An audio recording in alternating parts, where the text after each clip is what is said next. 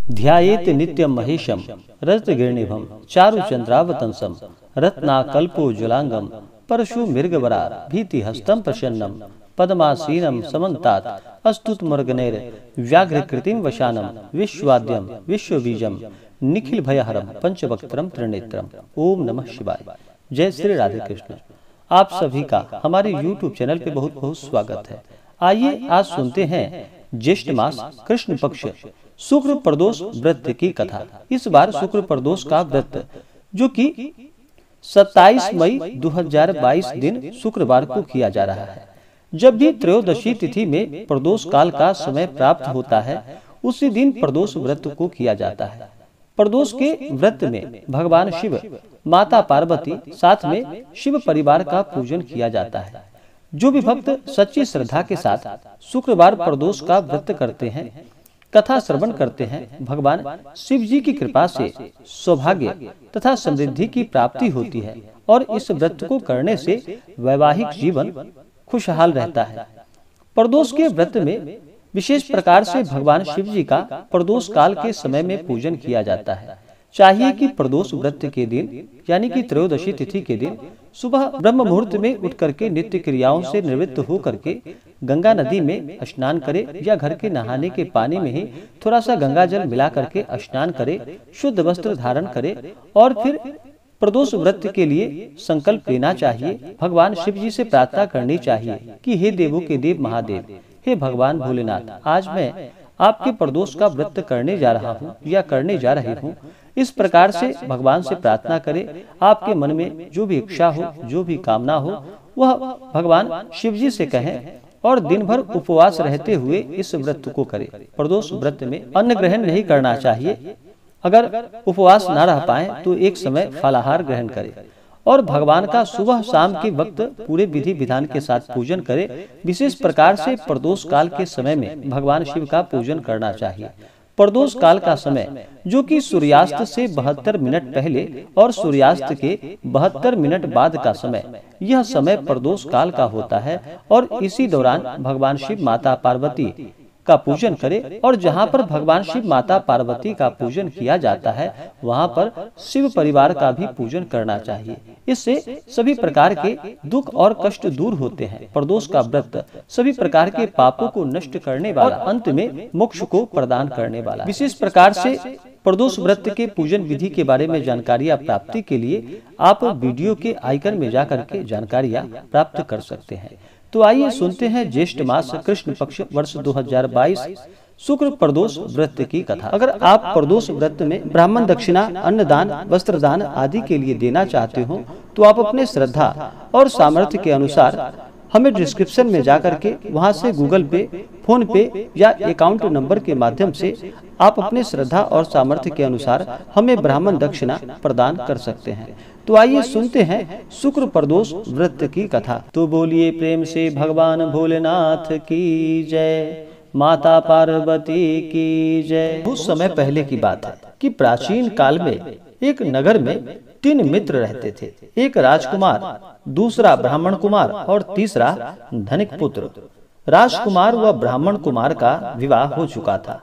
धनिक पुत्र का भी विवाह हो गया था, किंतु गौना शेष था। एक दिन तीनों मित्र स्त्रियों की चर्चा कर रहे थे। ब्राह्मण कुमार ने स्त्रियों की प्रशंसा करते हुए कहा कि नारीहीन घर भूतों का डेरा होता है। धनिक पुत्र ने यह सुना तो तुरंत ही अपनी पत्नी को लाने का निश्चय कर लिया। माता पिता ने उसे समझाया कि अभी शुक्र देवता डूबे हुए हैं, ऐसे में बहू और बेटियों को उनके घर से विदा करवा लाना यह शुभ नहीं होता। किंतु धनिक पुत्र नहीं माना और ससुराल जा पहुंचा। ससुराल में वहां भी उसे रोकने का प्रयास किया गया। बहुत बार उसे रोका गया मगर उसके जिद की सामने किसी की ना चली। अंत में लड़की के माता पिता को विवश होकर अपनी कन्या की विदाई करनी पड़ी। ससुराल से विदा होकर पति पत्नी नगर से बाहर निकले ही थे कि उनकी अचानक बैलगाड़ी के पहिए टूट गए और अलग हो गए। एक बैल की टांग भी टूट गई। दोनों को काफी चोट आई और फिर वे दोनों आगे बढ़ते रहे। कुछ दूर जाने पर उनकी भेंट डाकुओं से हुई। डाकू धन धान्य लूट कर ले गए। दोनों रोते और पीटते हुए घर पहुंचे। वहां धनिक पुत्र को घर जाकर सर्प ने डस लिया। उसके पिता ने वैद्य को बुलवाया। वैद्य ने निरीक्षण के बाद घोषणा की कि धनिक पुत्र 3 दिन में मर जाएगा। जब ब्राह्मण कुमार को यह समाचार प्राप्त हुआ तो वह तुरंत आया। उसने माता पिता को शुक्र प्रदोष व्रत करने का परामर्श दिया और कहा कि इसे पत्नी सहित वापस ससुराल भेज दें। यह सारी बाधाएं इसलिए आई है क्योंकि आपका पुत्र शुक्रास्त्र में पत्नी को विदा कराकर लाया है। यदि यह वहां पहुंच जाएगा तो बच जाएगा। धनिक को ब्राह्मण कुमार की बात ठीक लगी। उसने वैसा ही किया और ससुराल पहुंचते ही धनिक कुमार की हालत ठीक होती चली गई। शुक्र प्रदोष के महात्म से सभी घोर कष्ट जो आया था वह टल गया। भगवान शिव की कृपा से उस धनिक पुत्र की जान बच गई और सभी प्रकार के सुख और समृद्धि की प्राप्ति हुई। हे भगवान भोलेनाथ, जिस प्रकार से आपने उस धनिक पुत्र का कष्ट दूर किया, इसी प्रकार से हे भगवान महादेव, हे भगवान भोलेनाथ, जो भी भक्त आपका प्रदोष का व्रत करे या प्रदोष व्रत का कथा श्रवण करे, हे भगवान भोलेनाथ, आप उसे और उसके समस्त परिवार को सदा खुशहाल रखना, उन्हें सदा सभी प्रकार के सुख और समृद्धि को प्रदान करना और सभी कष्टों से उन्हें दूर रखना। जो भी जातक प्रदोष का व्रत करते हैं उन्हें चाहिए कि प्रदोष व्रत के दिन सुबह ब्रह्म मुहूर्त में उठ करके अपने सभी नित्य क्रियाओं से निवृत्त होकर के गंगा नदी में या घर के जल में ही थोड़ा सा गंगा जल मिला करके स्नान करना चाहिए, शुद्ध वस्त्र धारण करना चाहिए और भगवान सूर्य देव को अर्घ्य प्रदान करने के बाद मन में संकल्प लेना चाहिए कि हे भगवान भोलेनाथ, हे माता पार्वती, आज मैं आपके प्रदोष का व्रत करने जा रहा हूँ या करने जा रही हूँ। इस प्रकार से संकल्प लेने चाहिए। जो भी मन में इच्छा हो, जो भी कामना हो, वह भगवान भोलेनाथ और माता पार्वती से कहनी चाहिए। प्रदोष व्रत स्त्री या पुरुष कोई भी प्रदोष का व्रत कर सकता है। प्रदोष व्रत सभी प्रकार के सुख और समृद्धि को प्रदान करने वाला है। इसे त्रयोदशी व्रत भी कहा जाता है। इस दिन दिन भर व्रत उपवास रहते हुए इस दिन अन्न ग्रहण नहीं करना चाहिए। अगर उपवास ना रह पाए तो एक समय फलाहार ग्रहण करना चाहिए और प्रदोष काल के समय में प्रदोष काल से कुछ पूर्व ही स्नान कर ले, शुद्ध वस्त्र धारण करे। इस दिन सफेद वस्त्र धारण करके भगवान शिव का पूजन करना चाहिए।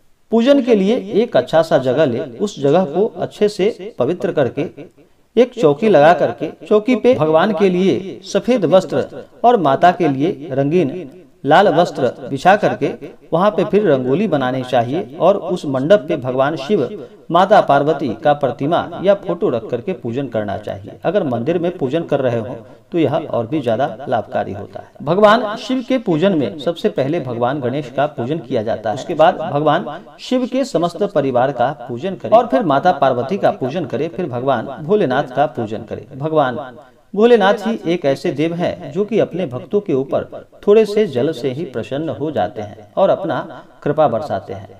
तो भगवान भोलेनाथ को इस दिन सबसे पहले तो उनका जल से अभिषेक करे, उनके ऊपर पंचामृत चढ़ाए, शुद्ध गंगा जल भगवान भोलेनाथ को अर्पित करे, वस्त्र अर्पित करे, यज्ञोपवीत अर्पित करे। उसके बाद अक्षत, चंदन, पुष्पों की माला भगवान भोलेनाथ को अर्पित करे। भगवान भोलेनाथ को सफेद पुष्प अति प्रिय है, उन्हें सफेद पुष्प चढ़ाएं और माता पार्वती को लाल पुष्प चढ़ाएं। उसके बाद भगवान को धूप और दीप दिखाएं, अनेक प्रकार का नैवेद्य भगवान भोलेनाथ को अर्पित करे। उसके बाद फिर द्रव्य और दक्षिणा चढ़ाएं, पुंगी फल तांबूल अर्पित करे। उसके बाद फिर प्रदोष व्रत का कथा श्रवण करे। इसके बाद भगवान की आरती करे।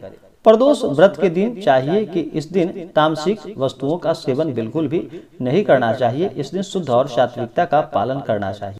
इसी प्रकार से जो भी भक्त सच्ची श्रद्धा के साथ, नियम और निष्ठा के साथ प्रदोष का व्रत करते हैं, प्रदोष व्रत में भगवान शिव, माता पार्वती का पूजन करते हैं, कथा श्रवण करते हैं, भगवान शिव जी उनके सभी मनोरथों को पूर्ण करते हैं तथा सभी प्रकार के सुख और समृद्धि का आशीर्वाद प्रदान करते हैं। तो आशा करता हूँ कि यह जानकारी आपको अच्छा लगा हो। ऐसे ही ज्ञानवर्धक जानकारियाँ प्राप्त करने के लिए हमारे इस चैनल पे अगर आप नए हैं तो हमारे इस चैनल को लाल बटन दबा करके सब्सक्राइब करें, साथ में बेल आइकन घंटी दबाएं ताकि मेरी वीडियो का नोटिफिकेशन आपको समय से मिलता रहे। वीडियो को लाइक करें, शेयर करें। जय श्री राधे कृष्ण। धन्यवाद।